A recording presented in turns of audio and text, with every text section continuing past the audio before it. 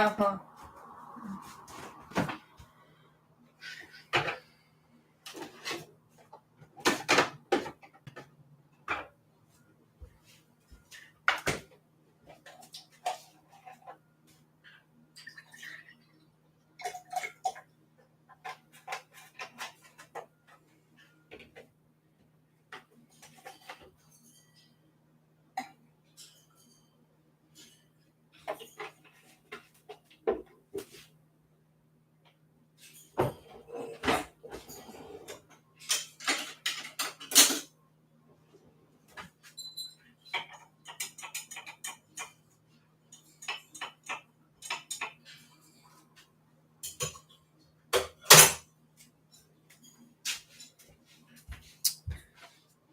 Yes, that was finally a good chapter.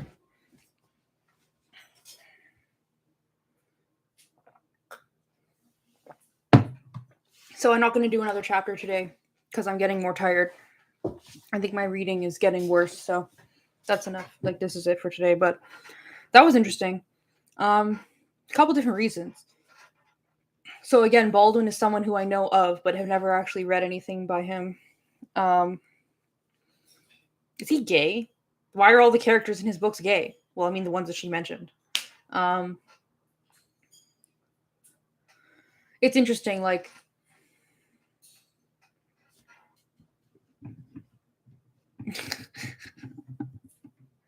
Pulse Person says, TBH, this is making me think about my own tendency to go off on complex tangents and how that might be difficult for the reader to follow. Yeah, I feel that. But I doubt you're as ridiculous as she was in the last, like, the existentialism chapter was ridiculous. Yeah, so she does something that I do sometimes, or this is how I perceive it anyway. A lot of the time when I'm trying to make a point about women, I will actually try to make the same point about a different group of people that includes men or is specifically men, and then people will like realize like, oh shit, that's like degrading or upsetting, or like they'll get the concept, and then when you apply it to women, they're like, oh, I get it. So she's talking about like the experience of hatred through sex, and she makes that point about gay men because men have personhood, so it's like a tangible thing if you make it about men.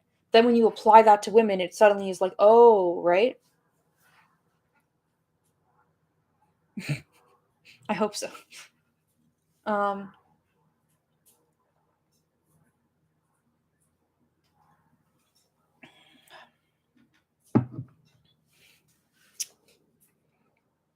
I've heard of Giovanni's Room. I've never heard of Another Country.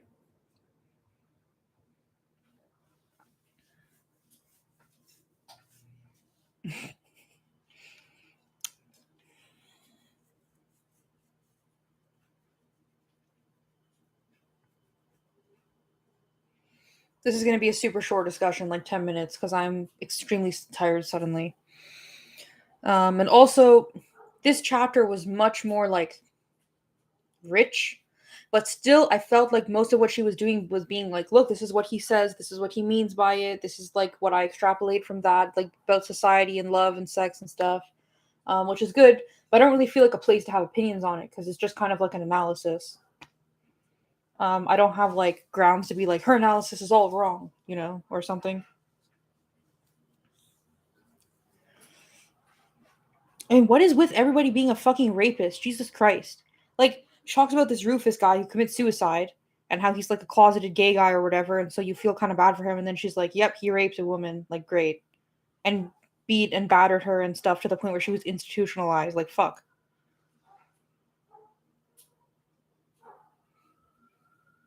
Yeah, that's a great point. Paul's Person says it was a nice class on the depth of Baldwin, did not really educate me on sexism. Yeah. Hey, I'm barking. Okay.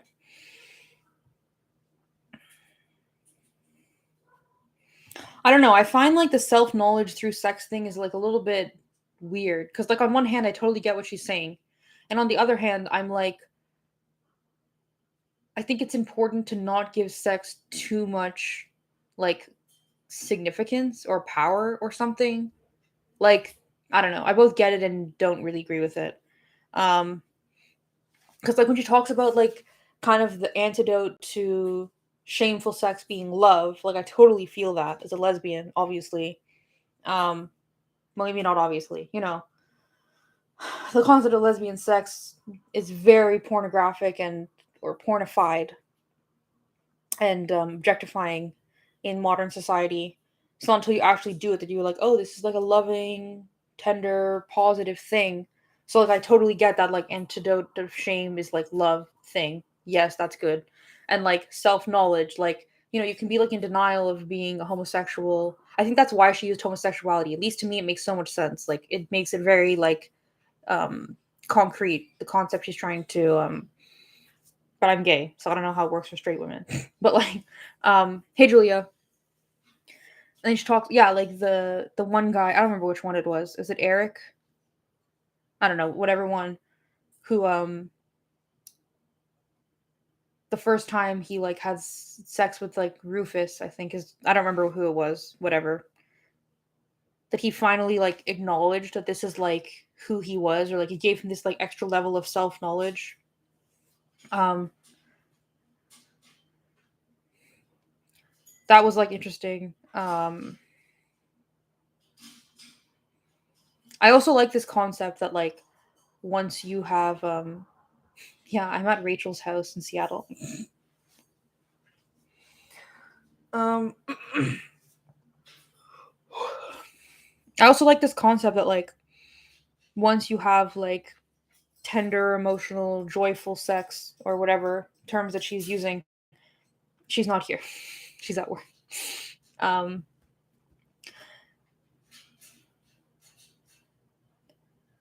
that you can't just like go back to like the numb, non-emotional sex.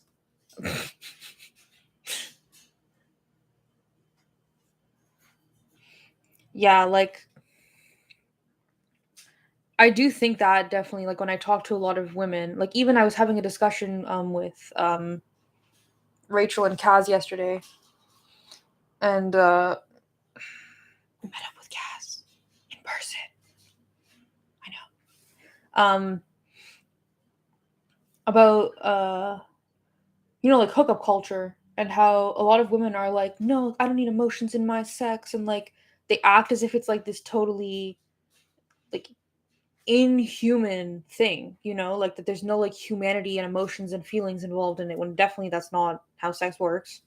Um, but it's like they just turn that off, and like she talks about that, like you can't like turn it off and on at will. It's like at least a lot of the women I've talked to who've done like the kind of hookup culture thing, um, and then like, fallen in love or had like a really deep emotional connection through a sexual encounter, they can't really go back to like the like numb emotions turned off sex once they know it's possible. So it's like this self knowledge she's talking about. Like I like also the concept that like Kaz, I just mentioned to you. I told them that I met up with you yesterday.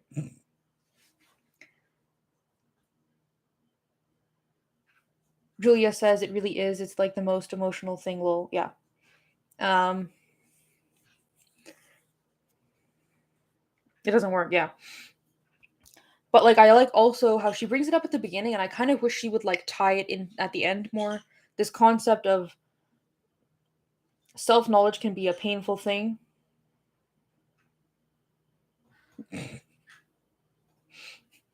That self knowledge can be a painful thing. So like that's like I think kind of her point is like if you have the knowledge that sex can be a positive, fulfilling, joyful thing, then it's painful not only to acknowledge all of the like unfulfilling, what's the word that Baldwin used, narcotized sex you've had, so like numbed sex you've had in the past, but also the knowledge of like how can I have this in the future, right? Um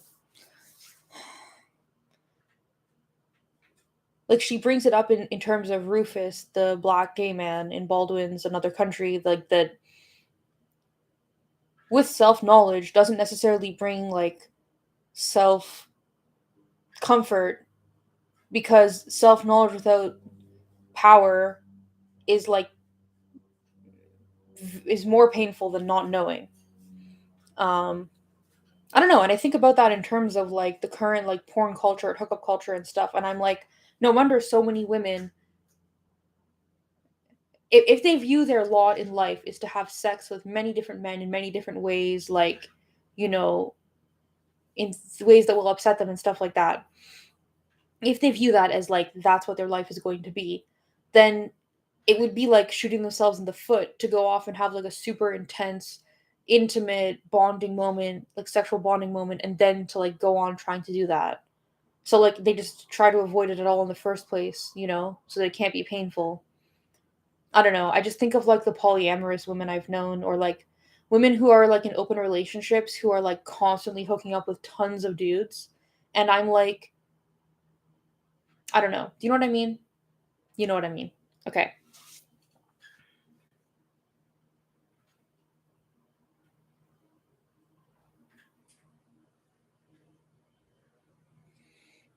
Possible person says I think a lot of women don't even know that it's possible. I agree. Porn has really fucked society.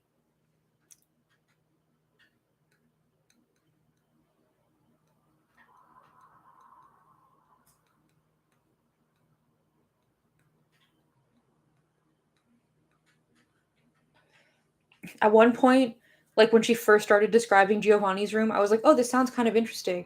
And then it was like, yeah, like he gets killed and the other guy gets married to a straight guy and is like depressed. And I'm like, okay, I'm not reading that.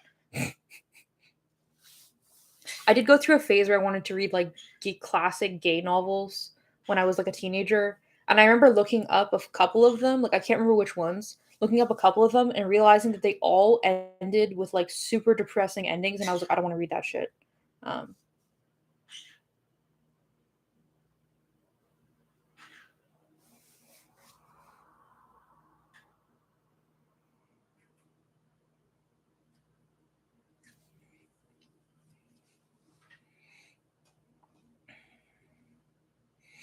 Paul Person says it seems like until you've experienced it, society does its best to stamp out women's emotions, mocking them, etc., so that women are avoid of them. Yeah.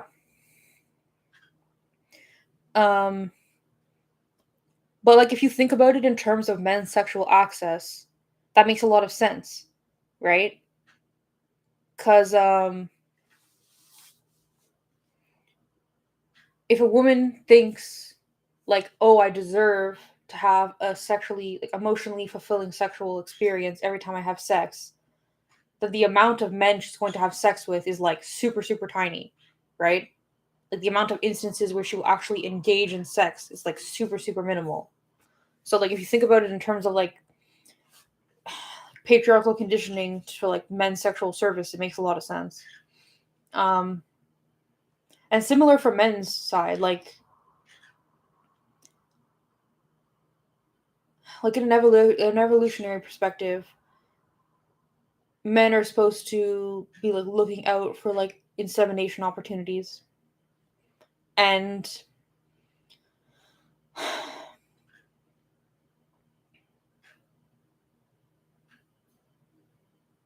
same thing. Like if you're looking for like some kind of emotionally fulfilling, deep sexual experience every time you have sex, obviously the amount of instances where you have sex will go down dramatically. So like on both counts, it's like she starts off the chapter saying that, right? Americans, and I think this has definitely been exported to the rest of the world through like pornographic propaganda at this point. And I don't mean pornographic propaganda in terms of like actual porn. I mean like everything. Like even like everything on Netflix has like these pornographic like undertones and messages and shit. Um like pornification, like in terms of like sexual objectification and stuff. Um Fuck, what was my point? I lost my train of thought because I'm really tired. Um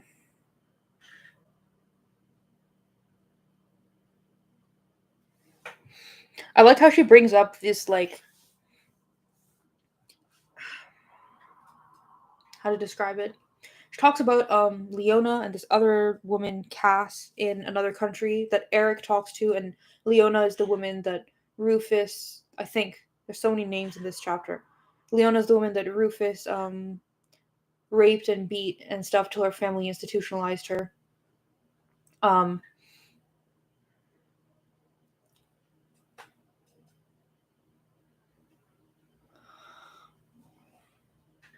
And she brings up this concept like Eric is like, do women like that? Do they want to be beaten up and debased? Like, why do they stand that or something? And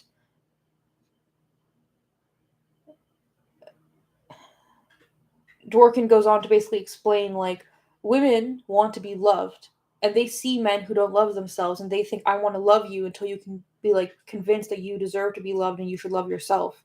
So it's like women basically what I understood it to be was like women in those situations think and like this is obviously something I understood before like oh I love him so if he beats me eventually like he'll get better or like I need to just stay with him like for the long haul and like he'll care about me someday if I care enough about him and like they want to like not even rehabilitate because they're not trying to get men back to like an original starting point. They're trying to help men like grow into like more emotionally fulfilled, healthy, happy people. And they think by like sticking with them through through anything, even really bad stuff, that they will be able to like help them grow in that way.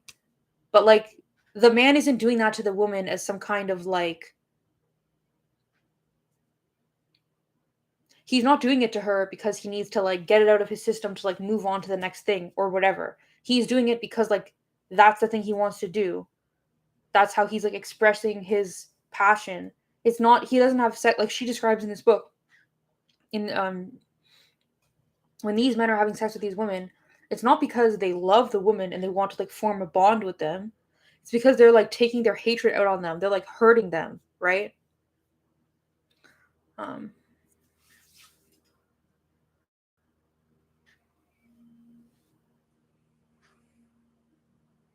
yeah. Anyway, I found that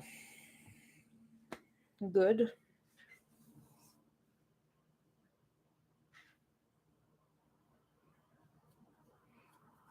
I just realized, like, have any of you watched Torchwood? I can't remember. They're like in the 1910s or 1920s. Jack Harkness comes to America and he lives in New York in a room with some Italian guy. His name is like Antonio or something. Um, and I feel like based on what I've just read, that was like a riff off of of Giovanni's room. Because like the Italian guy doesn't accept like it's the opposite. I don't know. It just seems like very like a rip off of this based on reading this. Anyway, Frau Fantastic says women are socialized to accept suffering that isn't acceptable. Very much agreed. Um,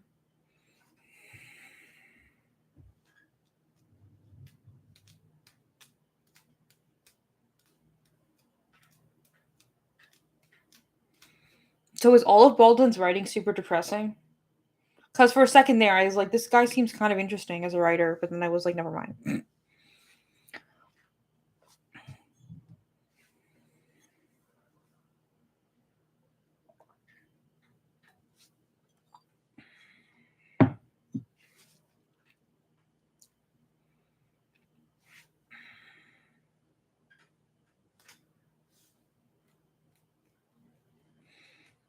Also, look, I was not prepared for like the descriptions of the sex scenes. Like, they were kind of poetic and slightly abstract, but like still a bit more visceral than I was expecting at this hour in the morning. Like a lot of gay misery. Yeah, that's what it sounds like. Maybe I'll read like a cliff notes. All right. So this chapter is better. The next chapter, possession. Let me just look ahead. Who is the author we're talking about? Because each of these seems to basically be like a book report type thing. Well, that sounds dismissive. I didn't mean it that way, but you know what I'm saying. Okay. Theodore Vandewald.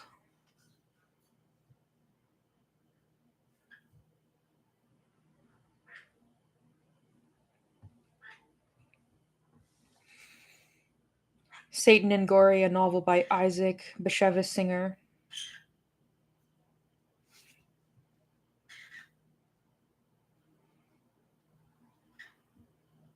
Oh, this is quite religious. Ooh, Lilith. So it's like a Jewish novel, I think. This book, the chapter 5 is about possession, but it does seem to have lots of long paragraphs where she's like doing analysis and stuff. That's not just like references to books, so that's good. That's what made this chapter better because it wasn't just like a book analysis. Um,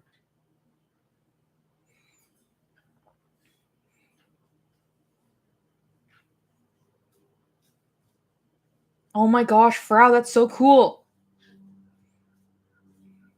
Kaz says, if women show how unhappy they are, it upsets males because it shows women are aware enough to know their worth and their men, emotional punching bags, maybe even physical, will leave.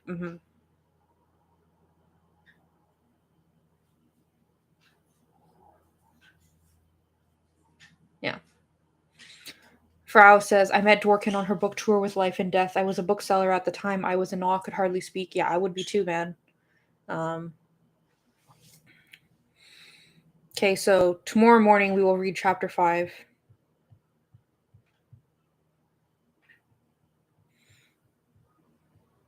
And then be on to part 2. Okay, I'm just gonna read the epigraph of part 2 to get you amped up because I think that's when the book is really gonna get like cooking with gas, you know what I'm saying? Okay. It's a quote from Flaubert. Quote, you mentioned tribulations of women. I'm now in that milieu.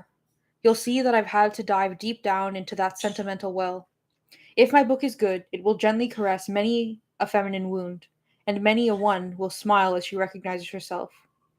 I'll have known all your sorrows, poor dim souls, damp with pent up melancholy, like your provincial backyards, the walls of which are covered with fungus. End quote. Gustave Flaubert. So that's like part 2, which is after chapter 5. Part 2, it's just got like 2 gigantic chapters. Um, virginity and occupation slash collaboration. I feel like just the titles alone, I mean, the virginity chapter is like 60 pages or something. It's huge. Um, I think it's gonna be super fucking heavy. I think she's gonna completely depart from all of this like book analysis and just talk about like society and the state of women and stuff. Like what we kind of expect from Dworkin. Yeah. Okay. So this has been good. Thanks for being here today. I will see you tomorrow at 9 a.m. Pacific, noon Eastern Standard Time, 5 p.m. GMT for chapter 5. Okay. Bye.